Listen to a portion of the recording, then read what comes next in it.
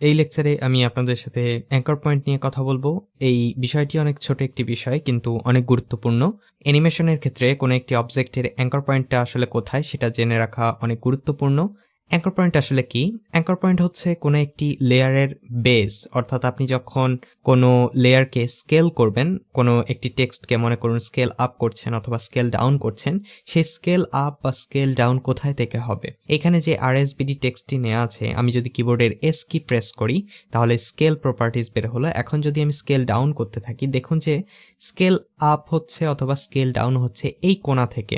এইখানে দেখুন যে একটি প্লাস চিহ্ন দেওয়া আছে, এটাই হচ্ছে অ্যাঙ্কর পয়েন্টের চিহ্ন, অর্থাৎ আপনার অ্যাঙ্কর পয়েন্টটি এইখানে আছে। আপনি অ্যাঙ্কর পয়েন্টটি চেঞ্জ করবেন কিভাবে? আপনি যদি কিবোর্ডের ওয়াই কি প্রেস করেন তাহলে দেখবেন যে আপনার মুভ টুলটি এই ধরনের আকার ধারণ করবে। এখন আপনি যদি অ্যাঙ্কর পয়েন্টটি ড্র্যাগ করে কোথাও নিয়ে যেতে চান তাহলে পারবেন। আমি এই মাঝে নিয়ে গেলাম, নিয়ে যাওয়ার পরে এখন যদি আমি স্কেল আপ স্কেল ডাউন করি তাহলে দেখুন একদম মাঝ বরাবর স্কেল আপ স্কেল ডাউন হচ্ছে। আবার যদি এই অ্যাঙ্কর পয়েন্টটিকে আমি একদম বামের দিকে নিয়ে যাই তাহলে দেখুন যে আমি স্কেল আপ স্কেল ডাউন কিভাবে করতে পারছি। এবং আমি যদি এইখানে স্কেল আপ এবং স্কেল ডাউন দুইটি দিক থেকে হচ্ছে, এক্স এবং ওয়াই পজিশন থেকে, এখানে যে চেন আইকনটি আছে এটা যদি আমি ক্লিক করি তাহলে চেন আইকনটি উঠে যাবে। এখন আমি এক্স এবং ওয়াই ভ্যালুটাকে আলাদাভাবে আমি চেঞ্জ করতে পারবো। তাহলে দেখুন যে আমি একদিক থেকে ধরে এটাকে চেঞ্জ করতে পারছি